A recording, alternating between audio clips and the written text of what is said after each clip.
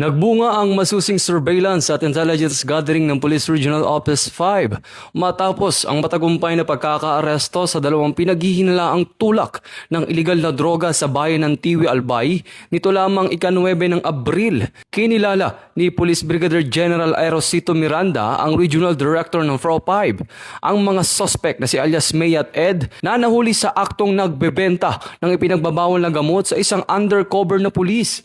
Sa nasabing operasyon, nakumpiska ang humigit kumulang 200 gramo ng hinihinalang shabu na may tinatayang halaga ng 1.36 million pesos na agad dinala sa Tiwi Municipal Police Station para sa kaukulang disposisyon.